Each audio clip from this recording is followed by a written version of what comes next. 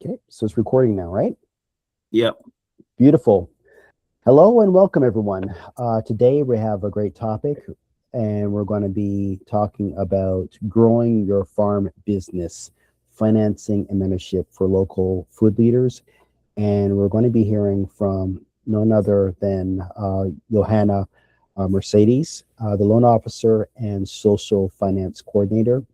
Johanna, do you want to take it away to the next slide where I'll introduce you? So, real quickly, I could go on and on about the many great things that she's bringing to the table as an expert, but Johanna Mercedes is an impact driven entrepreneur working at the intersection of community development, sustainability, and inclusive economic growth with a focus on long term intergenerational impact. Her experience spans northern value chain coordination, remote community capacity building, and business technical assistance for BIPOC youth. And in her role as a loan officer, she supports entrepreneurs and enterprises in accessing the resources and capital they need to start.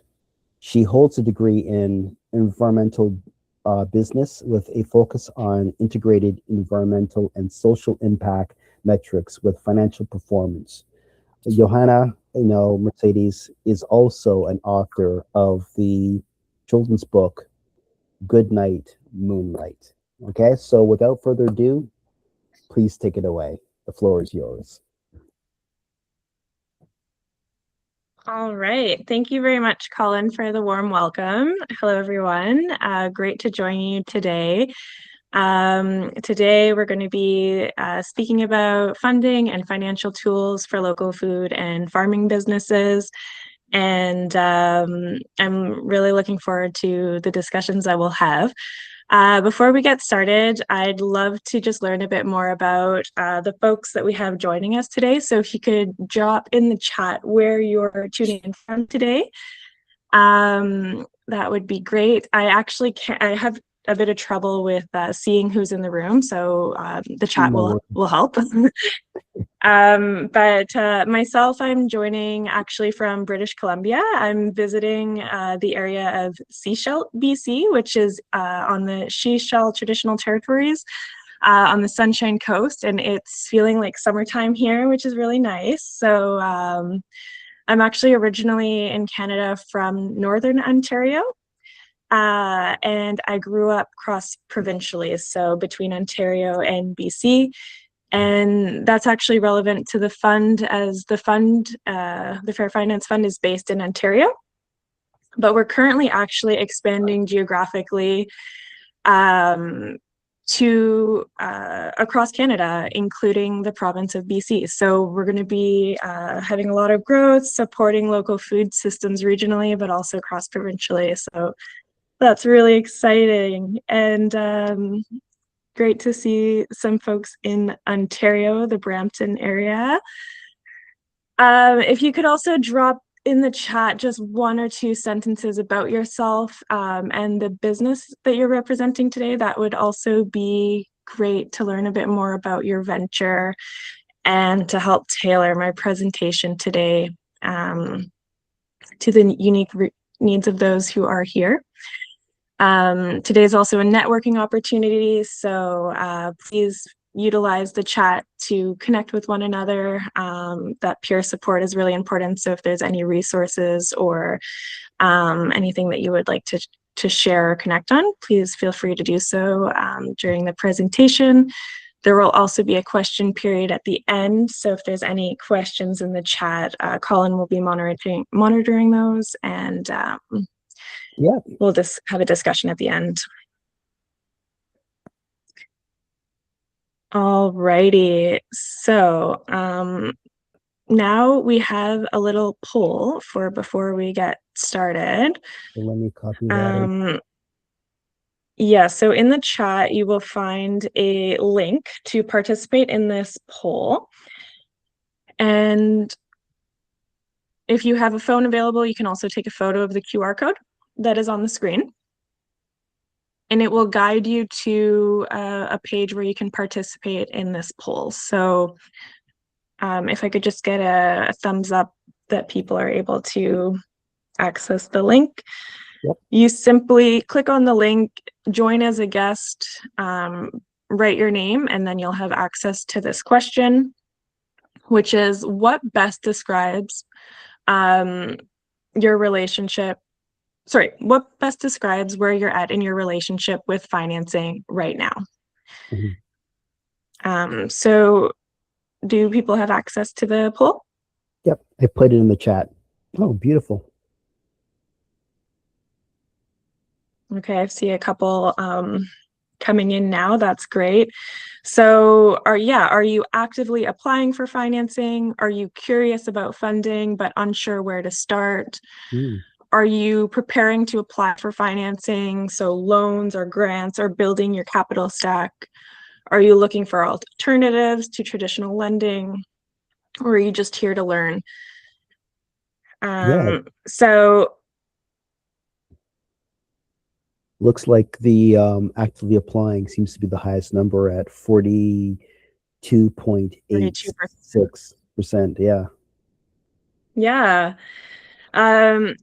So yeah, this is really cool to see live the poll. And it's everyone is at different parts in this financing journey. It's a big journey and it's a big learning curve also. So whether you're just getting started on your journey or if you're actively ready to apply, there will be value in the presentation today for whichever stage that you're at, and there will be some key takeaways for you. Fair Finance Fund is really all about supporting opportunities for people to learn about finances and the financial resources that are available to you, and really build the tools and capacities for directly accessing financing. And starting with these conversations of making the financing process accessible, learning about it and having that access to information and knowledge is a key part. So thank you all for being here today, and I'm looking forward to diving in. So we'll move on past the poll. Thank you again for participating. Let's see here.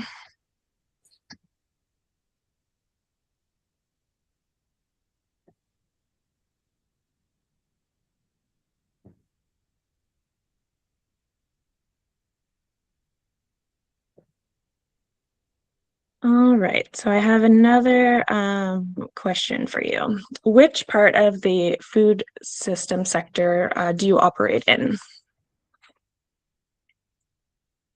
Please let me know in the chat.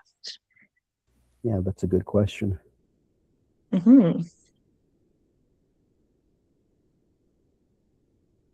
So are you a farmer? Are you a processor?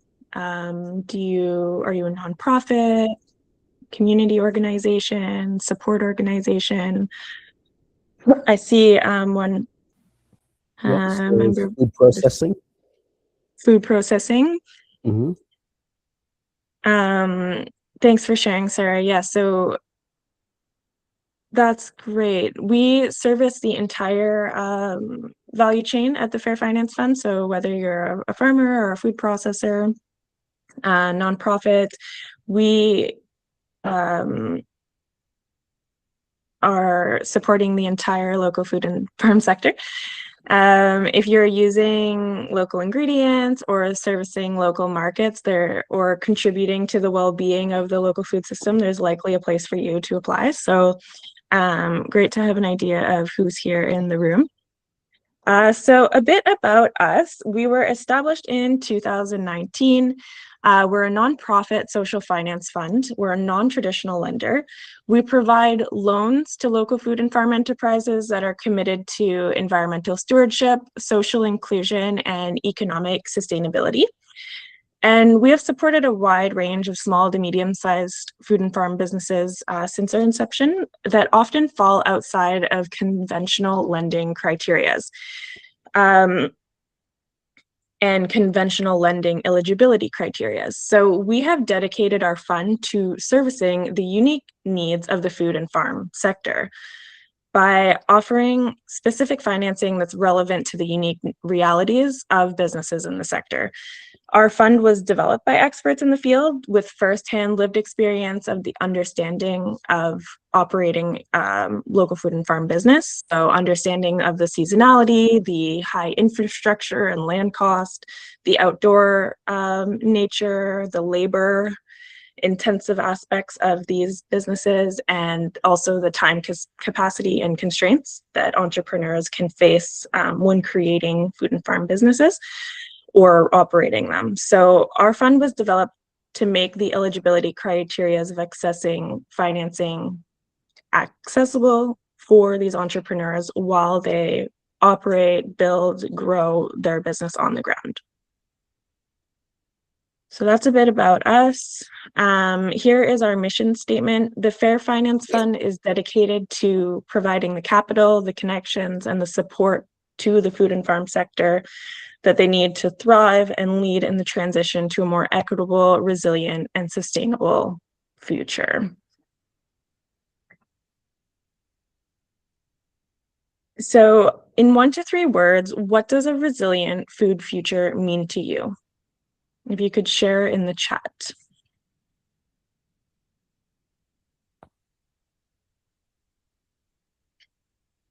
So community, food access, equity, connections, resources, sustainability, legacy. Thank you. These are great. Resilience is really an underlying value of the work that we do at the fund.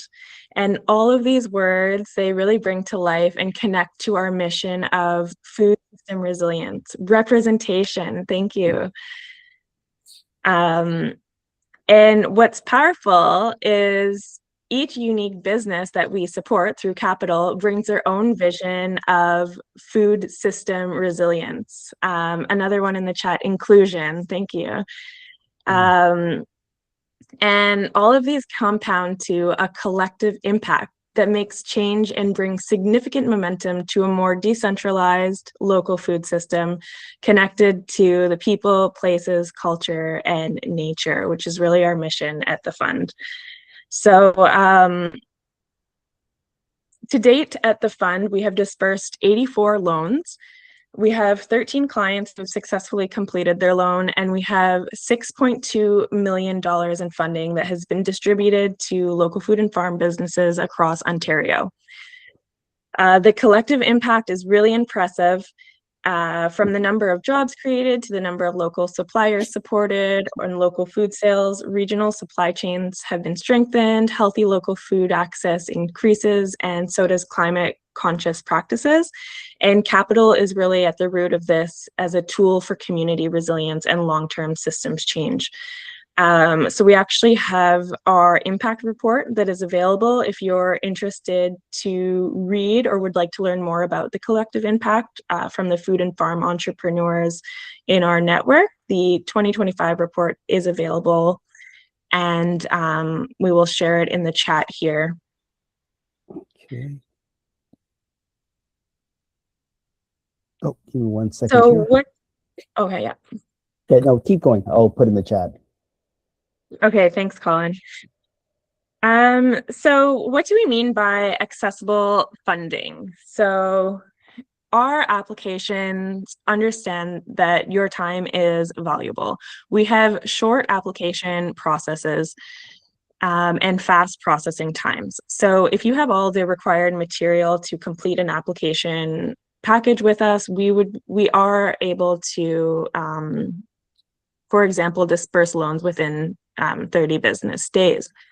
We also understand that your business is multifaceted, and when we are reviewing applications, we of course want to see the business viability and strong financial projections, but we're not only looking at your finances, which is unique to the Fair Finance Fund's model. We're also looking at social and environmental impacts of your business and how you're actively contributing to the well-being in your local community and local food systems. We prioritize lived experience. We prioritize Indigenous, racialized, and equity-deserving groups, and also underserved geographic regions, including, for example, Northern Ontario or other rural areas or remote communities. We want to support the local food systems, the business entrepreneurs and the communities as much as possible.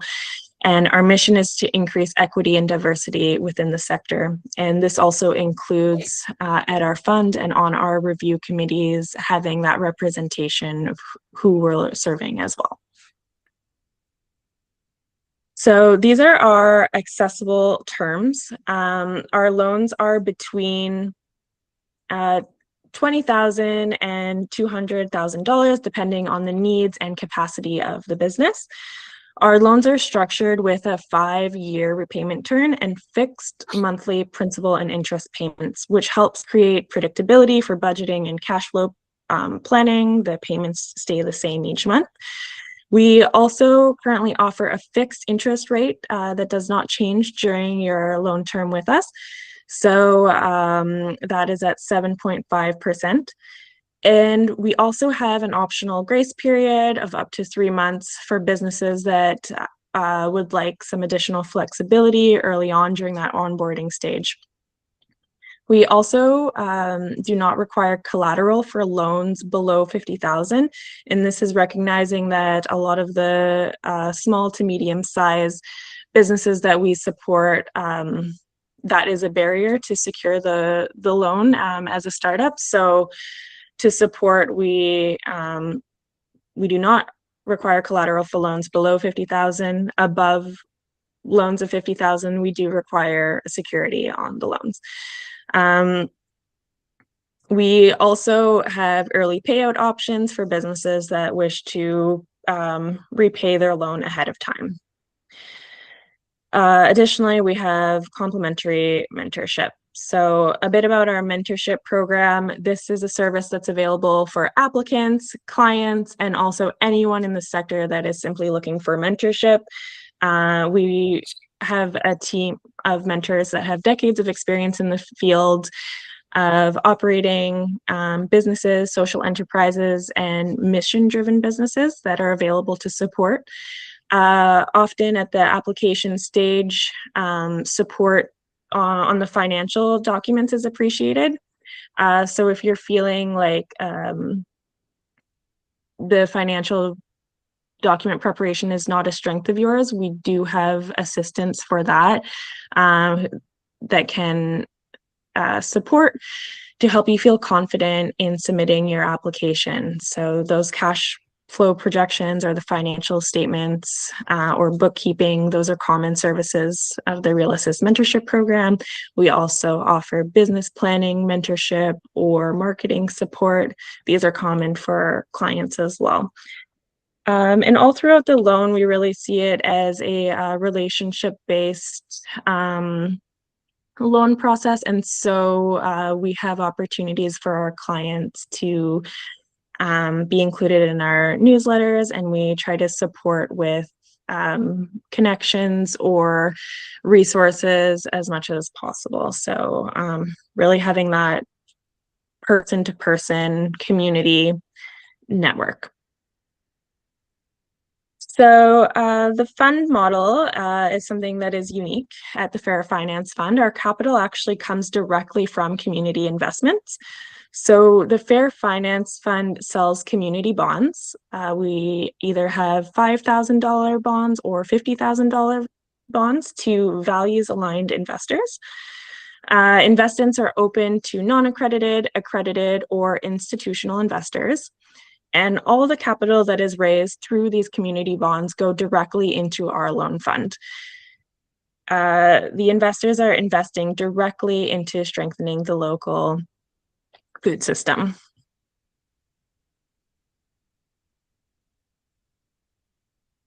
So why apply? We, as I mentioned, we try to take a relationship-based approach to lending. A lot of traditional financing experiences can feel very transactional or impersonal, especially for smaller businesses that are navigating the unique complex challenges that can come up, or life changes. Our team comes from diverse food and farming backgrounds, and we understand many of these realities that businesses in the sector are facing. And we're constantly looking to learn and grow alongside our entrepreneurs, and how to better be of service to them as well. We really aim to build a supportive long-term relationship with our clients and provide financing in a way that feels collaborative rather than purely transactional. So here is our loan eligibility. The main requirements is that the business has a majority of the business income from sales of goods and services, is registered as a nonprofit, charity, co-op, or a business with clearly stated values and objectives, has strong business plan and financial plan that demonstrates long-term financial and business capacity, demonstrates commitment to positive local, social, and environmental outcomes. So if you can align with this eligibility, you're welcome to begin the loan application process. So this is a breakdown of what our application process looks like. Again, it's meant to be timely and efficient. So the first stage is to submit a preliminary application. And I'll walk you through what this looks like by going to our website, fairfinancefund.org. So this is our website. You go to apply. Scroll down here, you can see some additional information if you're interested in an application guide, or to review any of the terms that I mentioned in this presentation. All the information is here. And the link is available to you in the chat. Thank you for sharing.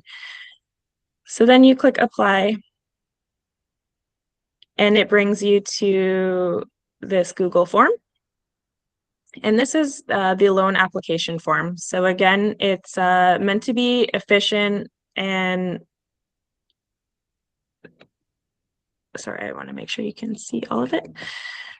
Short. So it's only 6 pages. Once you complete this, we'll have an idea of your business and whether or not you meet our eligibility criteria, and we'll be able to get back to you within 10 to 12 business days with a decision. So quickly, while we're on the website, I'll just share that we have a few resources here. If you go to Path to Purpose Community, and you scroll, and you'll find funding and grant opportunities. If you are looking for opportunities beyond just loan financing, this is a really great list to browse. There's various types of financing support here available that I would recommend having a look through. Some of them you might already be familiar with. There are equity, deserving, and identity-based funding, various different foundations, and ecosystem support organizations. All right, so now we'll go back to my slides. The website is a great resource to any questions you have about the fund as well. There's quite a bit of information there. All right, so following the preliminary application, if you are approved, you then are provided the full application package. This includes these required documents. So a business plan, the cash flow projections, your tax returns, quotes related to the purpose of the loan, character reference, proof of registered business, articles of incorporations, if applicable, statements that taxes are paid, or that you have a payment plan in place with CRA, proof of insurance, and there are a couple other items that might be required if applicable. For example, if you're leasing, the lease agreements. So you'll have you can submit your application as soon as you have the material ready. We operate on a first come, first serve basis. And we also do a virtual site visit as part of the application package. So where we have the opportunity to connect by Zoom conference call and get a tour of the facility or relevant loan projects where you can show us, for example, the old equipment that you want to upgrade, the vehicle that you want to purchase, or the facility that you're looking to renovate, for example. And then we can also discuss your application and opportunities to strengthen it before it goes to the loan review committee. So again, just that opportunity for some one-on-one support. There is an internal review ahead of the loan review committee where you'll also be provided some questions and additional guidance to have the best odds of an approval at the loan review committee stage. So we really want to support you to be loan investment ready. So following your full application submission of all the required documents, your application is presented to our loan review committee, and then a decision is made to either approve, decline, or conditionally approve. Sometimes there are certain conditions that we would like to see. For example, if your business is based on a facility that requires a lease, we would want to see the signed lease. And then once approved, we are able to disperse the loan within 7 business days. So that is our process. Here are a few client highlights. So we actually have Afro Gourmet's business owner and founder here today, Sarah. Sarah was actually one of, sorry? It looks very familiar. Yeah. So when I started, Sarah was actually one of the first loans that I was able to disperse. So that was a really moving experience for me, just Beautiful. seeing the profound impact of what a loan can do for an entrepreneur personally and professionally. And yeah, that was a very moving experience for me.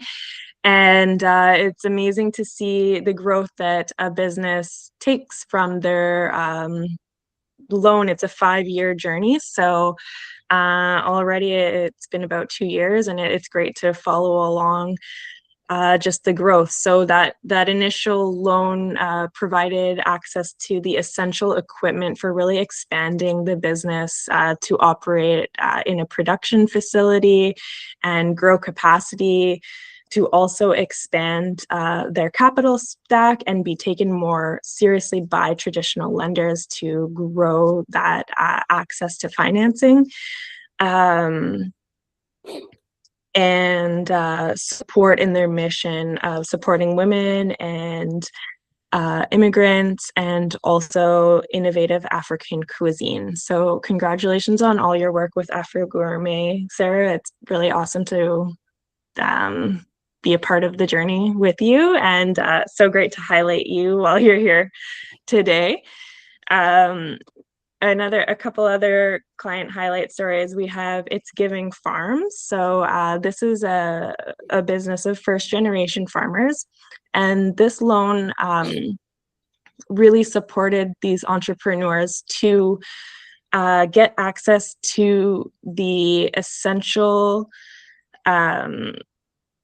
equipment and vehicles to really support their greater mission of food justice. So they're doing a lot of food justice work, and it's incredible to see how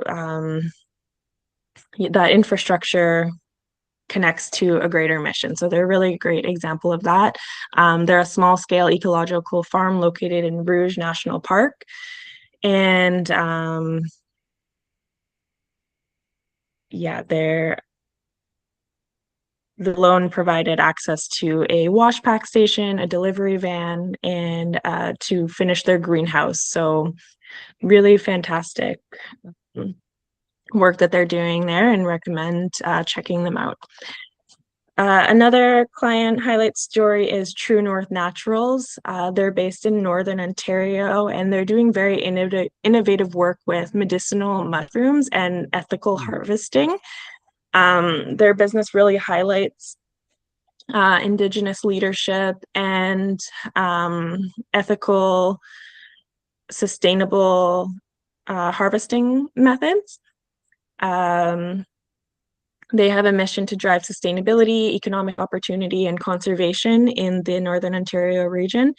And this funding has helped them to expand their infrastructure and ensure that sustainability remains at the core of their operations.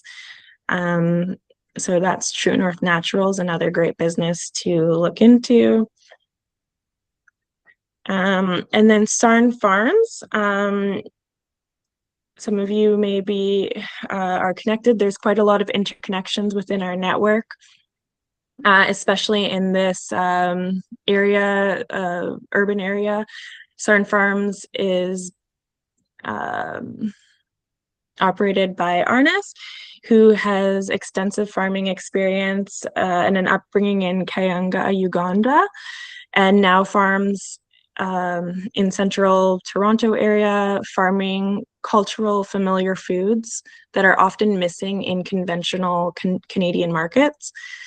So the support from the Fair Finance Fund has supported investing in the critical infrastructure upgrades to support operations, wholesales, and direct customer relations for year-round offerings.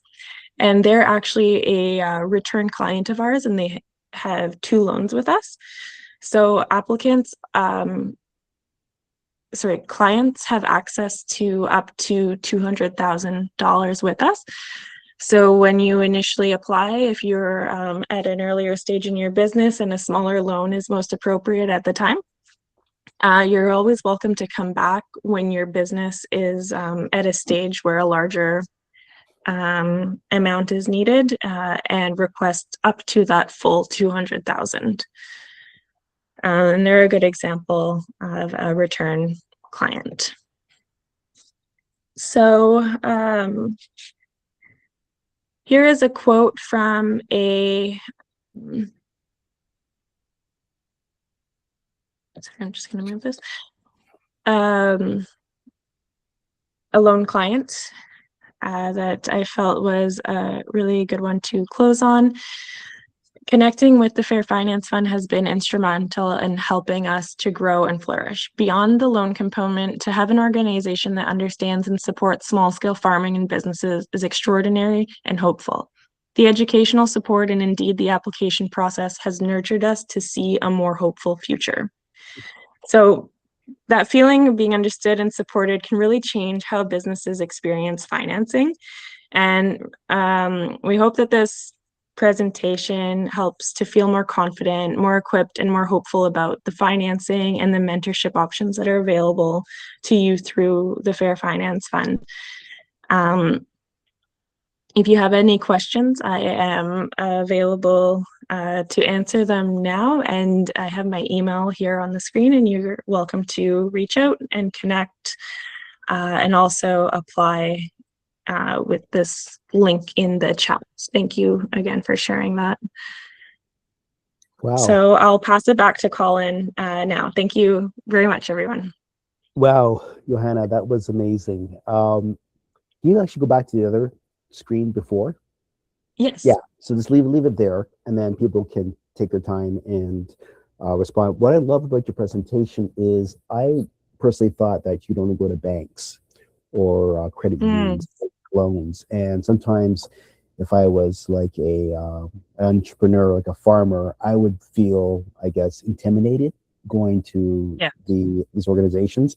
And then when you do that, you think you're going to fail, and then you don't take the opportunity, and you're furthermore in debt. But I love what you're doing. It's a great model, and I love the bond. So I'll open up the floor for questions because I know you have a lot. Sarah, please take the floor. It's actually not really a question. I just wanted to just share my experience. Oh, beautiful. By the time I went to Fair Finance Funding, and I remember somebody from Foodpreneur Lab had just had an amazing experience, and she just mentioned it. And so I reached out, but the experience is as Johanna's explained it.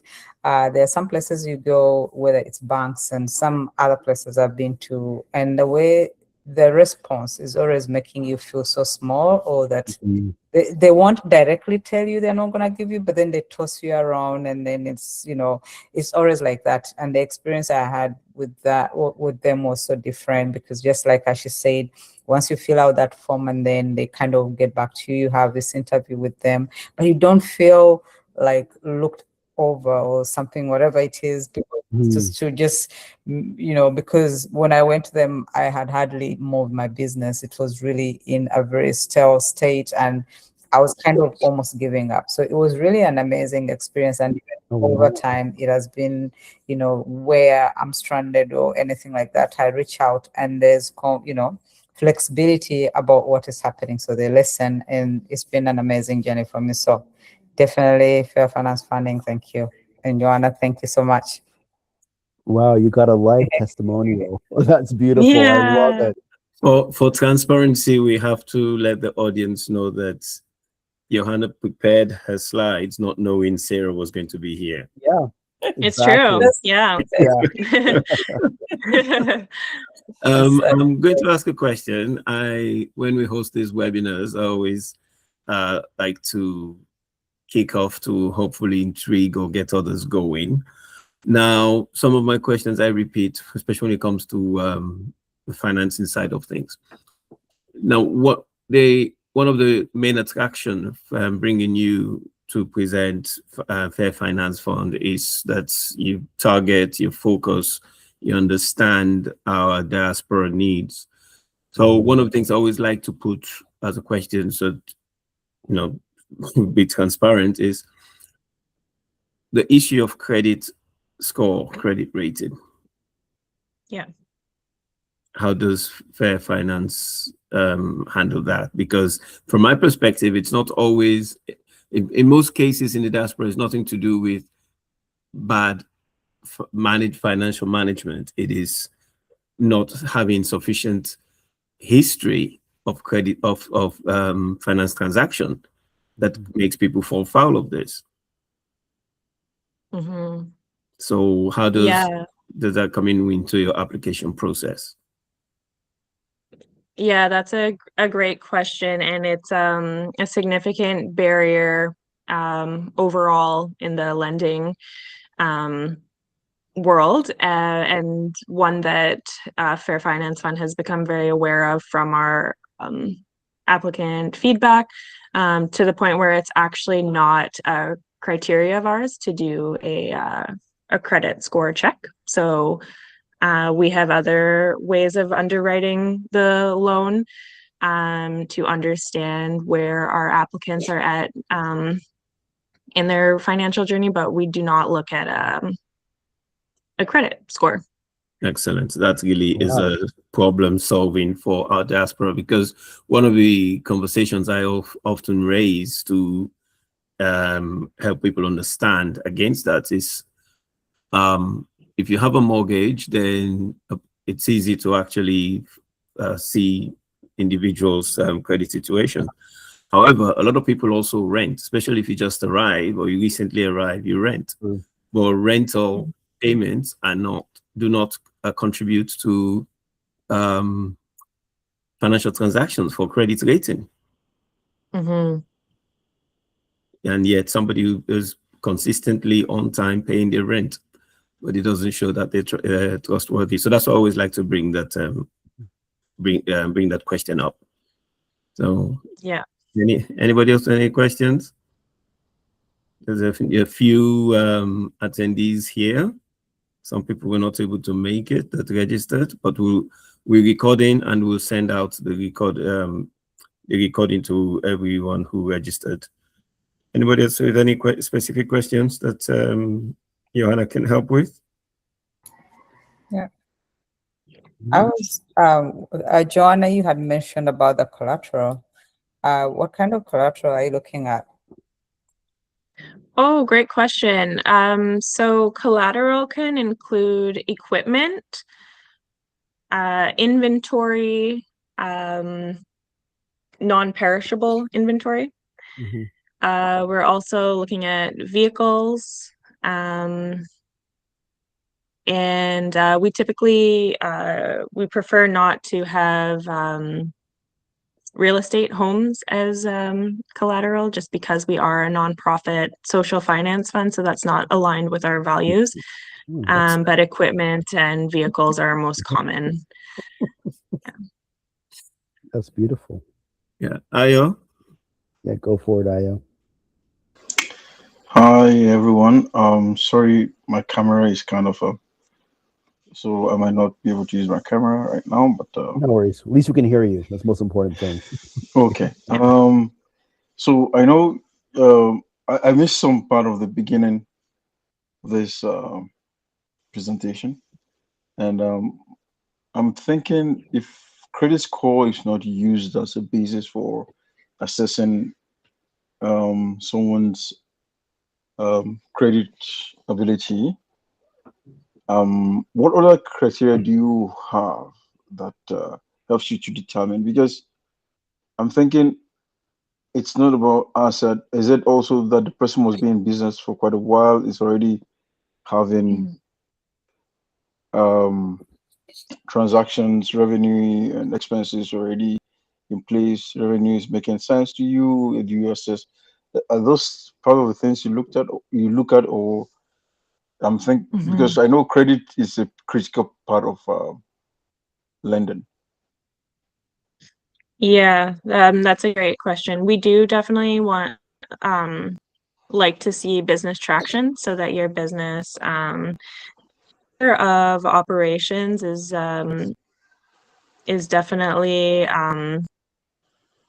valuable, just to kind of have a bit of a track record, to have an understanding of the business. For example, in our required documents, have 2 years of financial statements. But in certain cases for startups, we understand that those aren't yet available. And so we'll be really relying on the financial projections of the business, and making sure that they're accurate and realistic. And then we also have a personal assets and liabilities form, where we can get some insight on what assets you as an individual have, or what liabilities you have. So we do have some insight onto that. It's just not through that credit report. Okay, that makes sense. Thank you. I'll put my hand down. Any more questions? Now it's the time, right? Because once she goes off the call, you're gonna have a hard time. So there's no wrong question to answer. Go with boldness, because your business matters, and you have the expert in the room. Sarah, go for it. I love you, Sarah. You're great.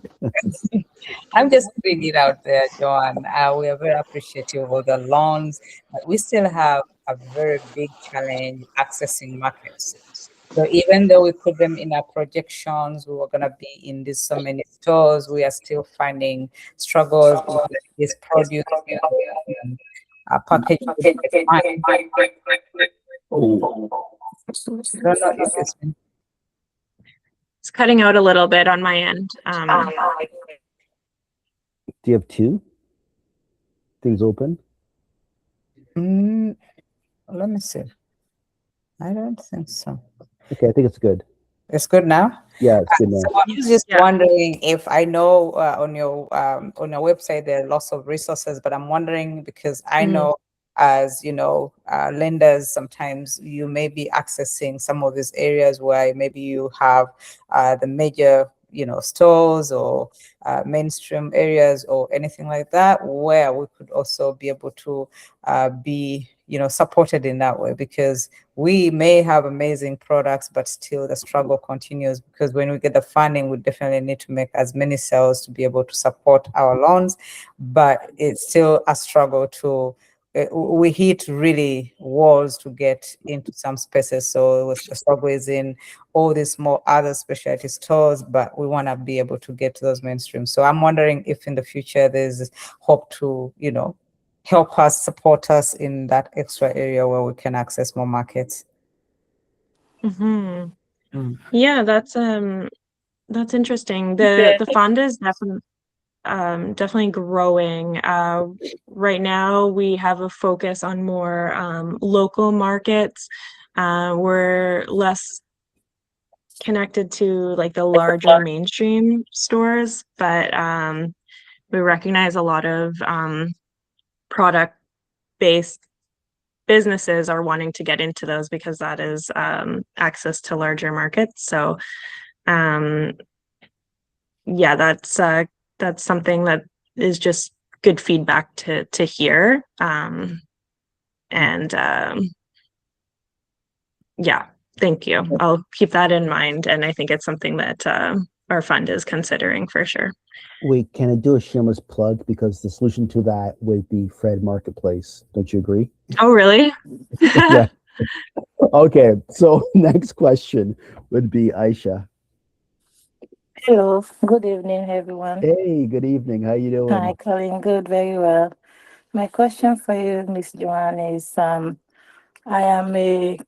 do catering. I have a catering business, and I started it 2023 January, and now I've registered it. I have customers, a lot of customers, but I have problems of because I'm doing it from home. So now I'm looking for a place where I can open it and so that I can reach out to many. So that's my problem. So I need help on that.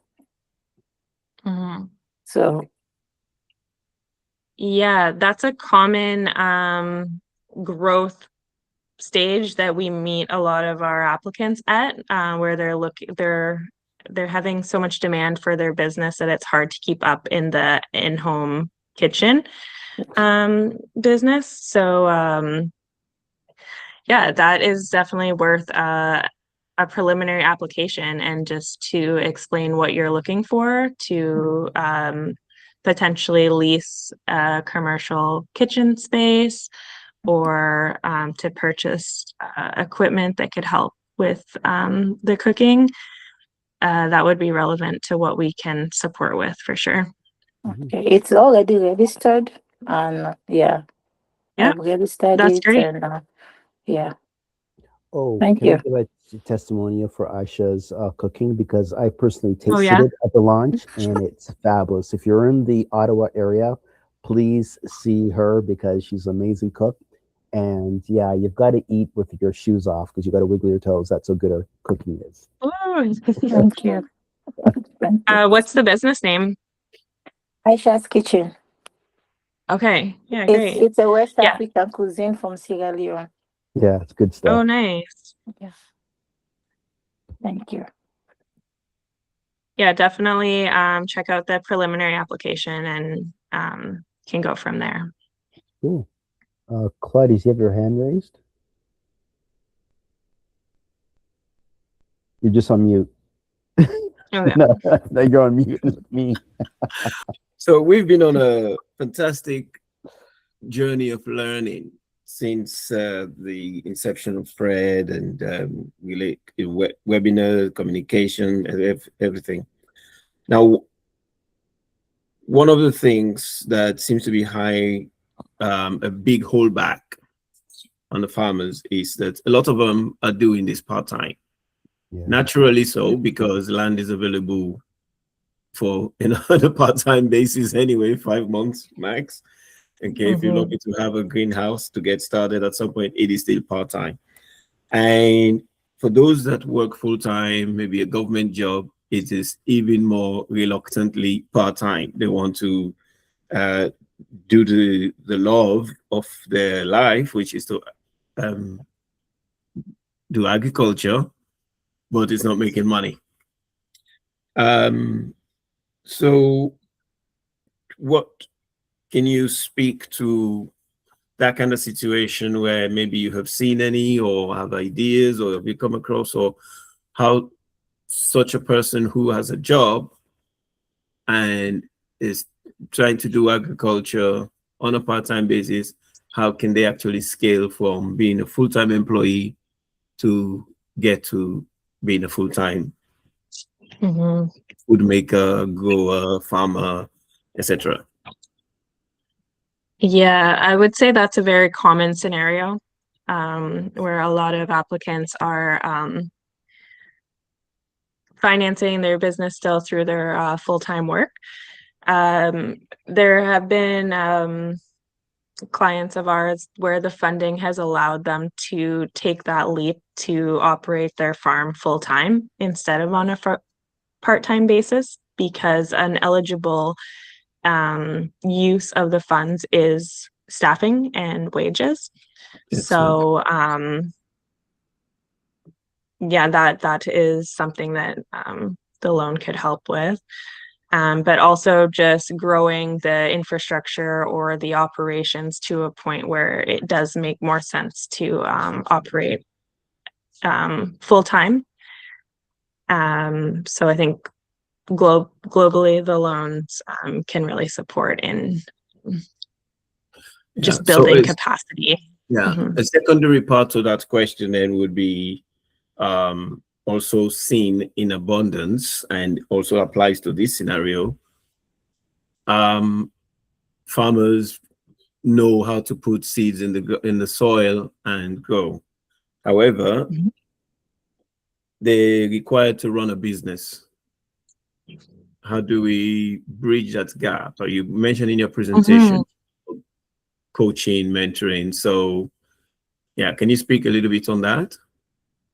Yeah, that's another really good observation. That's a big part of why we offer the mentorship, just because of the expertise in the field, and then sometimes the need for support more in the books, for example, with the bookkeeping or just keeping up with those business admin details. So definitely the bookkeeping is a very important part of the operations and really helps with maintaining the ability to grow the financing. So that's something that I would recommend. Building skills and capacity in early on, and just staying organized with it, because it can be really time consuming and very overwhelming if it's left undone for too long. So, and it's something that can also really help with accessing funding to have that well organized and able to present it or speak about it. It's a complicated piece of the puzzle, but it has to be said, it's all part of the package. I mean, that's where for example, I know Sarah went through the foodpreneur lab system. So that organizations like that actually offer that preparation. So I think we'll have to speak to that to make sure people are familiar that, hey, it's not, in fact, you don't just go and get a loan because you say you're a farmer and start farming, right? What is the roadmap to actually, what is your pathway to make sure you actually make money, because that loan has to be repaid, you have to eat, you got to pay rent, mortgage, your car and everything and all of that. So yeah, so this is good. So maybe that could be another webinar or part of our education series as we actually move forward, because it's necessary. I mean, one of the things I talk a lot on when I give talks, especially to do with the diaspora, is the need for our people to understand taxation and taxation rules. Because I keep saying that, look, back home, wherever home is. You a business person, maybe you go to the market, you sell your things, you come home with the money that you make, and you go back the next day. Here, you make $10. The government say, how much do you make? Okay, give me 30 or 40 of that. Give me $3 or $4 of that 10. It's an obligation, and then maybe we'll give you back 2 cents later on. That needs to be understood. The Canadian Federation of Independent Businesses once gave me a report that Mediterranean-owned businesses, family-owned businesses, and Afro-Caribbean-owned businesses are the highest that are fined by the CRA. That's what led me to look into it, and I said, it's not because we don't want to pay taxes or doing tax avoidance. Tax avoidance are the richest folks, in fact. It is simply not having the awareness and the knowledge or the understanding of the obligation to do so. Mhm. So I think that's all for me. It has to be part of the education process, which therefore requires the business planning Mhm. component, tax obligations. Okay. I think that's it because you have a hard stop in the next 2 minutes, right? Okay. So I think what we're going to do is we're going to pause the recording here now, and then we will send a copy of it. Give me about a few days or so to get it to everyone. But yeah, thank you so much. We really